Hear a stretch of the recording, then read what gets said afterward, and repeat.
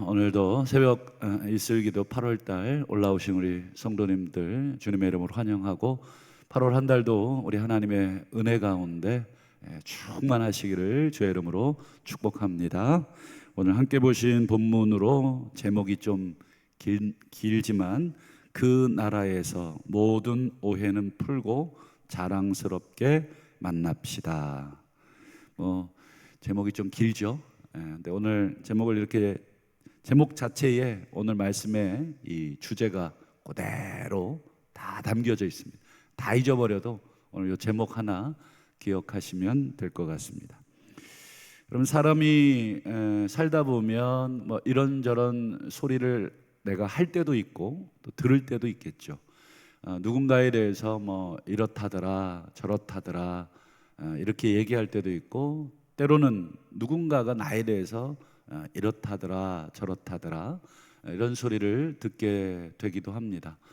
물론 내가 한 말이 뭐 사실일 수도 있고 또 내가 들은 말이 사실일 수도 있지만 내가 한 말이 거짓일 경우 또는 오해일 경우, 또 내가 들은 말이 거짓일 경우 오해일 경우, 여러분 사람이 그때 마음이 어떻겠습니까?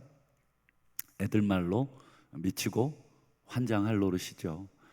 사도 바울도 오늘 오해를 받은 부분들을 오늘 소개합니다.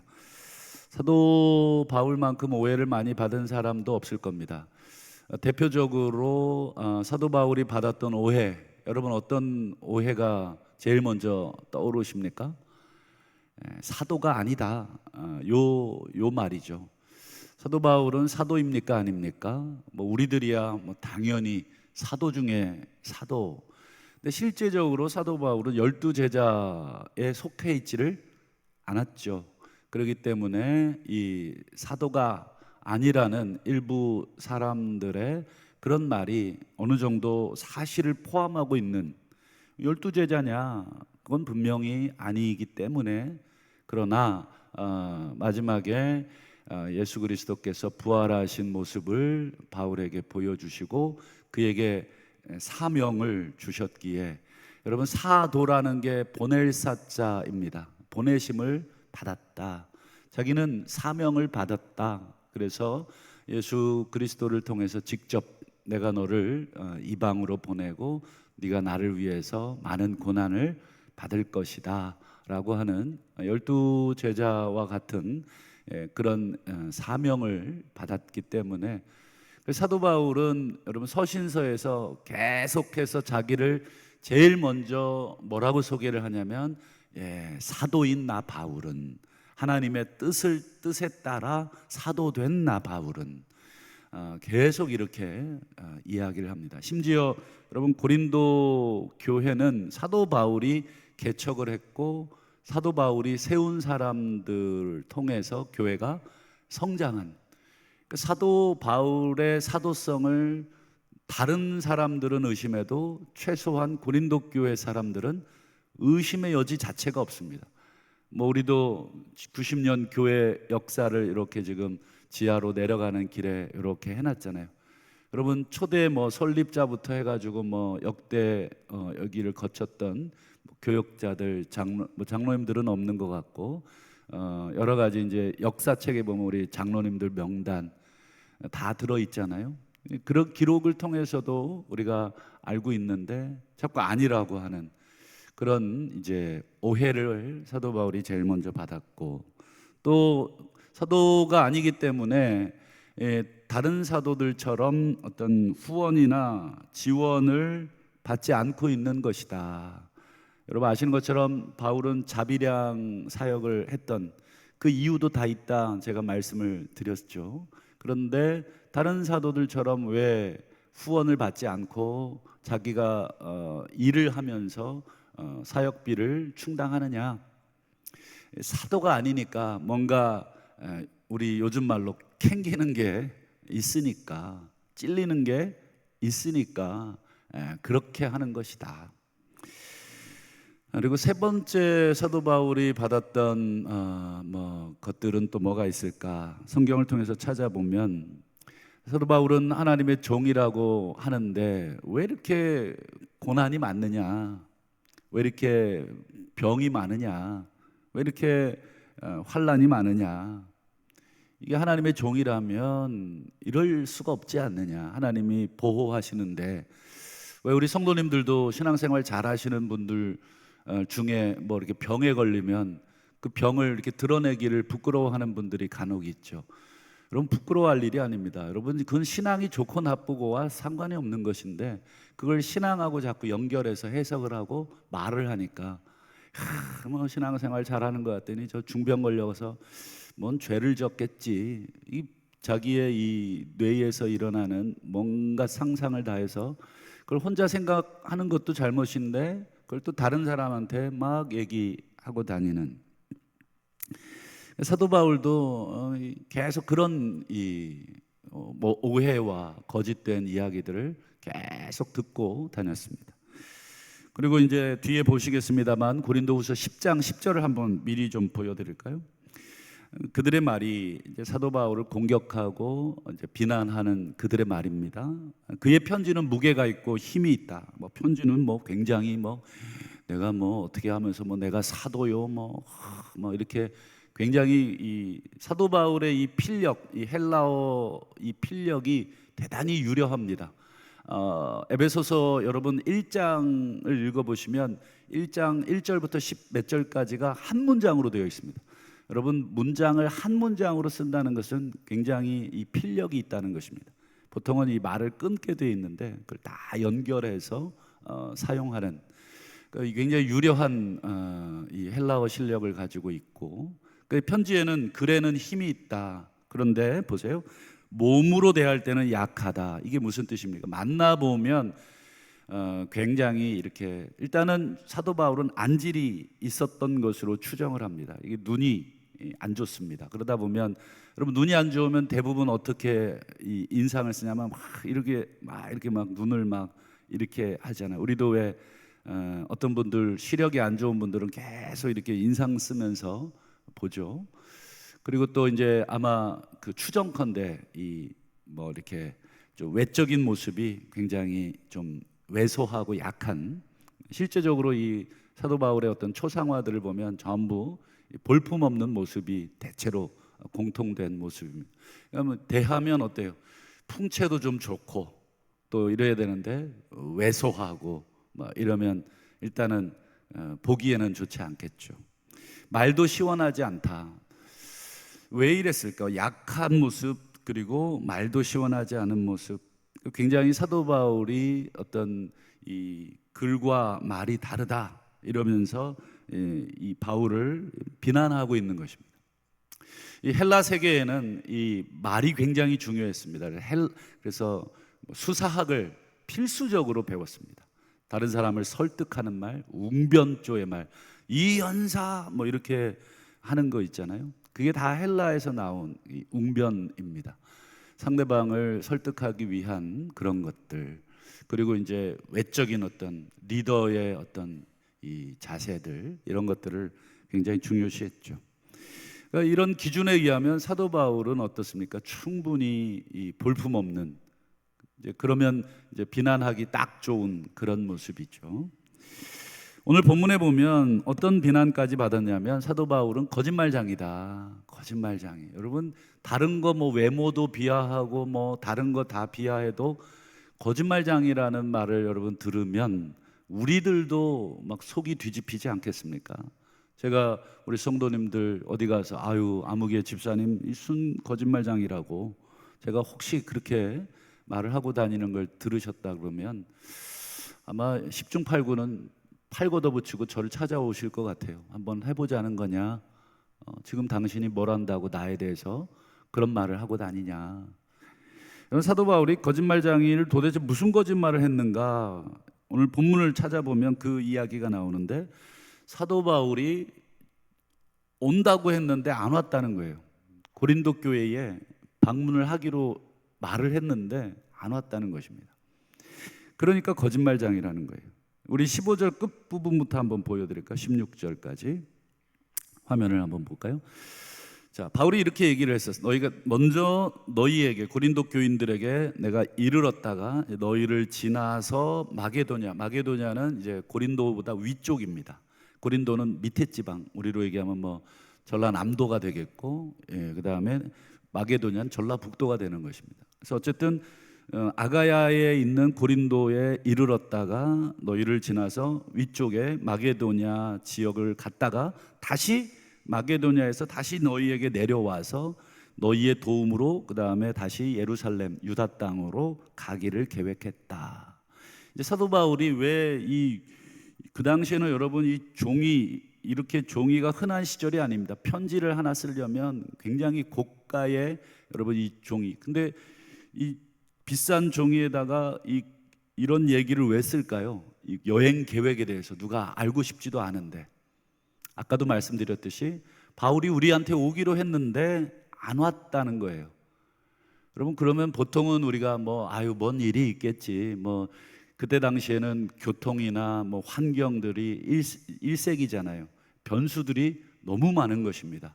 그래서 예정대로 제대로 뭘 도착한다든지 이렇지 않습니다. 예전에 한번 미국에 여러분 물건 한번 보내보신 적이 있는지 모르겠는데 과거에는 물건 한번 보내면 2달, 3달 이렇게 배로 막 가니까 분실되고 막 그렇게 되는 시절. 요즘은 이틀, 3일이면 비행기로 날라오고 그러니까 금방 받아보지만 1세기에는 여러분 계획을 했다가도 변경되고 이렇습니다.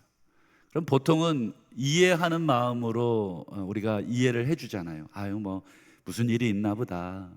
계획이 변수가 생겼나 보다. 그런데 사도 바울을 공격하기를 원했던 사람들은 건수를 잘 잡은 거죠. 건수를 딱 잡아서 이거 봐라, 이거 오기로 했는데 이거 새빨간 거짓말장이다.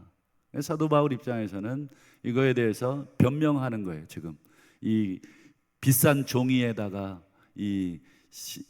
시간을 들여서 자기의 여행 계획을 일부러 얘기를 하는 것입니다.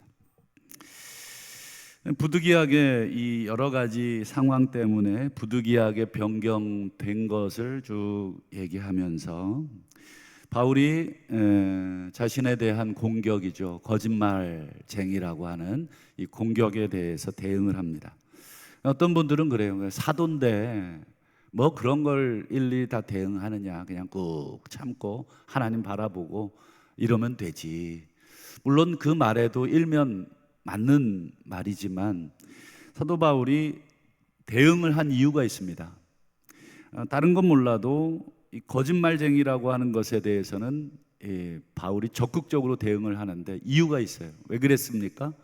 왜 거짓말쟁이라는 이 바울의 이 공격에 대해서 왜 대응을 했냐면 자기 혼자 개인이 거짓말쟁이로 끝나는 게 아니라 바울이 거짓말쟁이라면 뭐도 거짓말이 될 가능성이 높습니까? 그렇죠. 바울이 전한 복음도 새빨간 거짓말이다. 여기까지 여러분 이제 가게 될 가능성이 높습니다. 누군가를 거짓말쟁이로 낙인 찍으면 향후 그 사람이 할 말, 과거 그 사람이 했던 말 다 종합해서 다 거짓말이 될 가능성이 높습니다. 그러니 본인 하나 거짓말쟁이로 오해받는 건 괜찮아도 뭐까지 오해받는 건 안 되겠습니까? 그렇죠. 복음, 하나님 이것까지 오해받는 것은 바울에게 있어서는 있을 수 없는 것입니다. 그래서 바울은 그들이 믿든지 믿지 않든지 복음을 위해서 해명을 합니다. 그 부분이 오늘 12절 앞부분인데요. 한번 보실까요?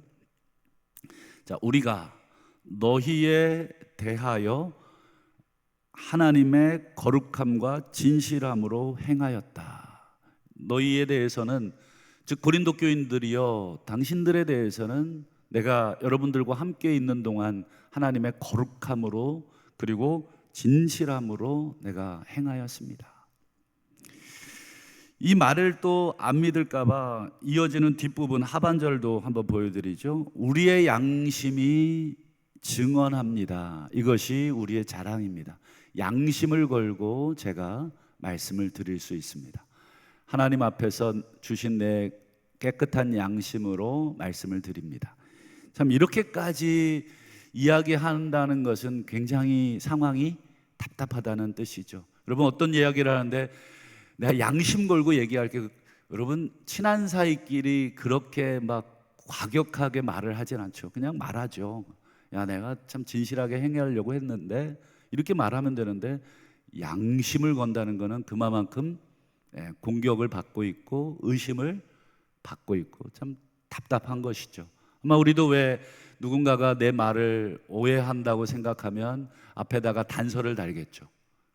내가 뭐 이건 정말이라고, 내가 뭐를 걸어야 되나 뭐 이러면서 막 앞에다가 뭔가를 아마 잔뜩 이렇게 얹어놓고 아마 얘기할 겁니다. 사도 바울도 지금 양심이 지금 증언하고 있다. 양심을 걸고 내가 말한다. 진실함과 내가 거룩함으로 너희들에게 행하였다. 한마디로 나는 거짓말쟁이가 아닙니다 라고 하는 말을 하고 있는 것이죠. 여러분, 바울이 어떤 대답을 하더라도 그들은 여전히 믿지 않을 것을 바울은 잘 알고 있었습니다. 믿을 거였으면 진즉에 믿었겠죠. 그럼에도 불구하고 바울은 나머지 교인들을 위해서 적극적으로 해명을 하는 것입니다. 분명히 이런 해명을 하지 않으면 나머지 교인들도 야, 왜 바울이 해명을 하지 않아? 바울이 이거 진짠가 보다. 야, 이거 바울 말도 못 믿겠구만. 여러분, 삽시간에 이 모든 그런 거짓 소문들이 다 퍼지게 돼 있기 때문에 바울은 적극적으로 해명을 하는 것입니다. 그리고는 바울이 자기의 소망 하나, 소원 하나를 편지에 슬쩍 이야기하는데 14절을 한번 보실까요? 우리 주님 예수님의 날, 이게 종말이 되겠죠. 마지막 날, 우리가 이 세상을 개인적으로 떠나든 아니면 전 우주적으로 이 세상에 종말이 와서 새로운 하나님의 세상이 시작되는 그날, 너희가 우리의 자랑이 되고 또 반대로 우리는 너희의 자랑이 되는 것이 나의 간절한 소망입니다. 지금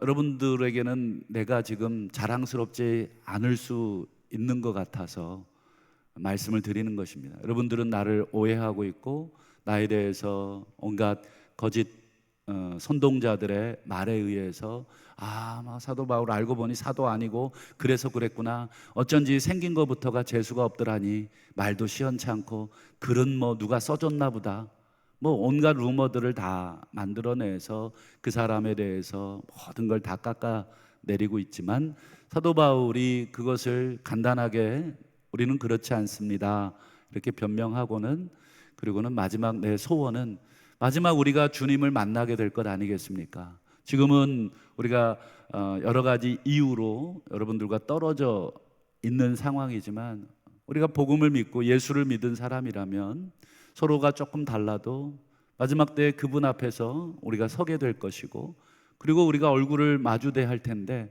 그때 서로 볼 때 자랑스러웠으면 좋겠습니다. 지금처럼 얼굴 돌리고 고개 젓고 이러지 않았으면 좋겠습니다. 그때는 정말 기쁨으로 여러분들 당신이 우리 교회를 세우신 대사도시죠. 여러분들은 내가 정말 목숨처럼 복음을 전했던 그 복음을 잘 받아들여서 예수 안에서, 믿음 안에서 정말 아름다운 열매를 맺어가면서 하나님이 원하시는 그 아름다운 모습으로 살다가 만났죠.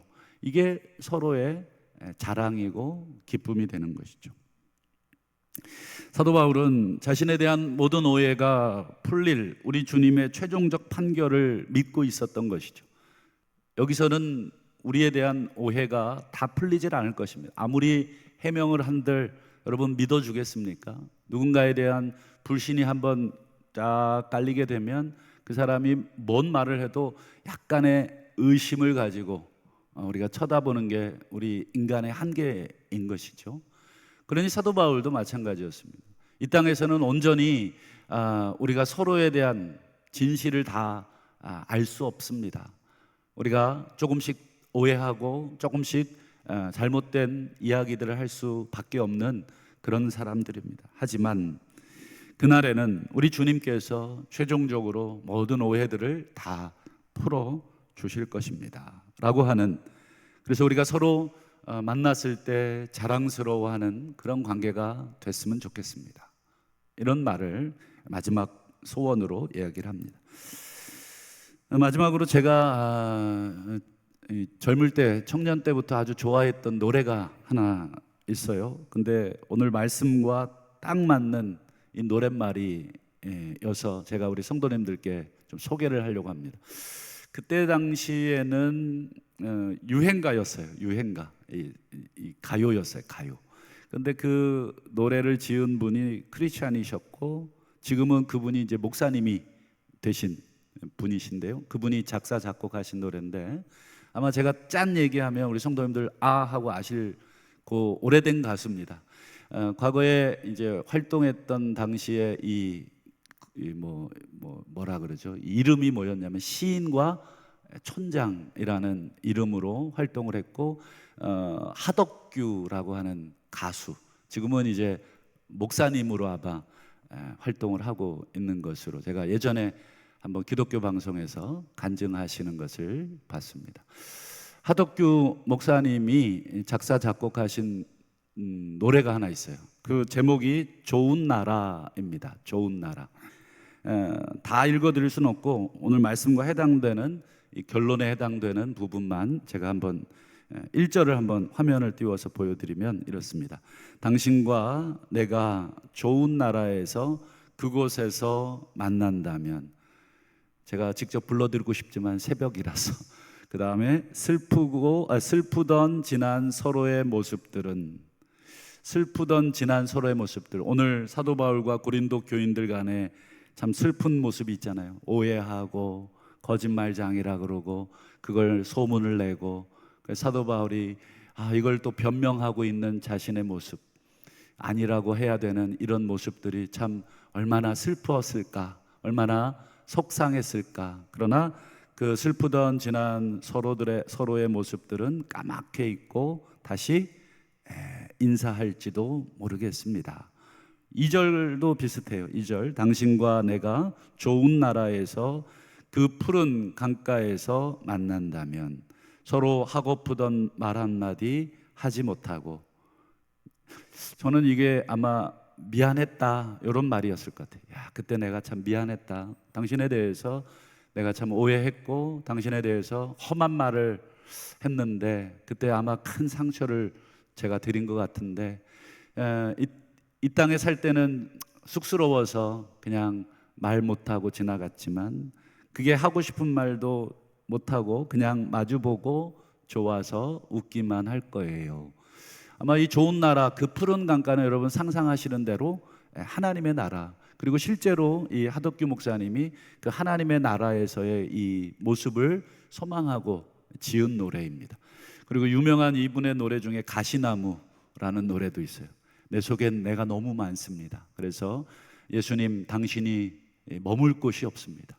계속 가시처럼 찔러대고 가시처럼 너무 아프게 해서 예수님이 내 안에 없습니다. 이런 노래들을, 아름다운 노래들을 많이 지었는데 한번 오늘 집에 가서 한번 검색해 보시고 한번 들어보세요. 너무 좋습니다.